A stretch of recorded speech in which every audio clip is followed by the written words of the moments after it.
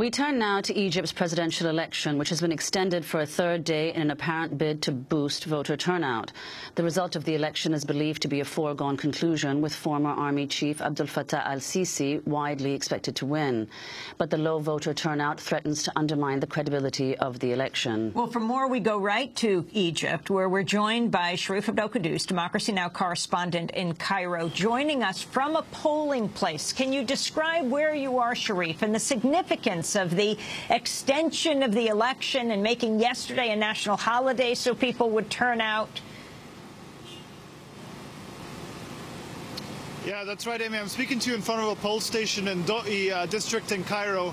As you can see behind me, there's very few people lined up.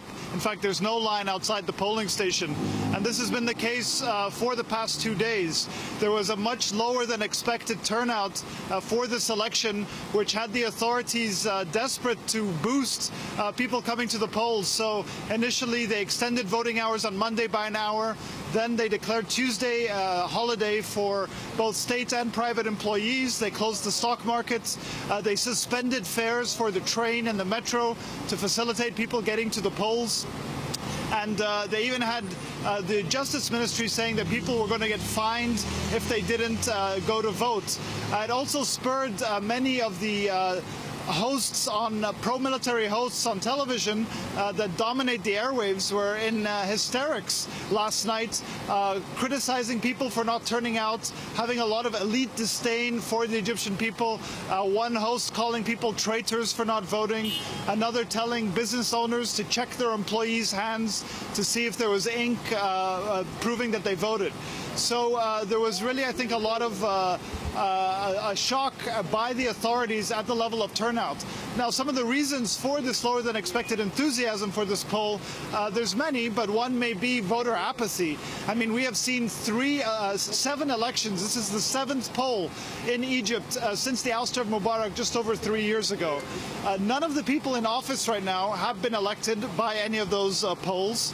When we did have elected officials, much of the political elite spent their time discussing issues over identity rather than issues discussing the deep social and economic problems that plague Egypt. So the electoral process has been increasingly dissatisfying and alienating for many Egyptian voters. Another reason is, of course, the certainty of the outcome of this election. Unlike the 2012 poll, which had candidates from across the political spectrum, this election just has 2 candidates, Abdel Fattah al-Sisi and Hamdin Sabahi, both of which espouse different brands of the same ideology, Nasserism. And Abdel Fattah al-Sisi is a candidate that's backed by the state, he's backed by the business elite, and is widely expected to win. And so the certainty of the results may have played into people not bothering to come. And thirdly, there is an active boycott. We have to remember that the largest political group in the country, the Muslim Brotherhood, is not taking part in this election. They've been the subject of an incredibly harsh crackdown.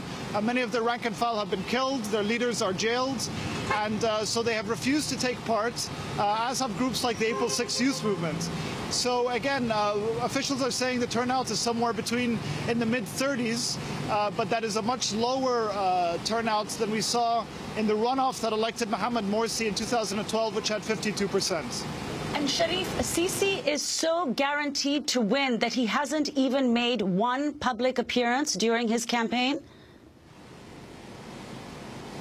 I'm sorry, could you repeat the question? That Sisi has not appeared publicly once himself during this campaign, even though his images are ubiquitous throughout the country? Sorry, I mean, it's cutting a bit, but from what I understand from where your question is about Sisi's campaign, he has run a very, very controlled campaign. He has not had any public appearances, preferring instead to meet people and officials at his campaign headquarters or do events by video link to other parts of the country. He's done very few media appearances, and those have been very managed with very easy questions. And he's made very clear that he'll have no civilian oversight of the military. When he was asked bluntly this question, he refused to answer. And his electoral program is shrouded in mystery. He has said that the crisis, or what they call the war on terrorism, Sharif, we're going to have to leave it there. That does it for the show. Sharif Abdel-Quddus reporting.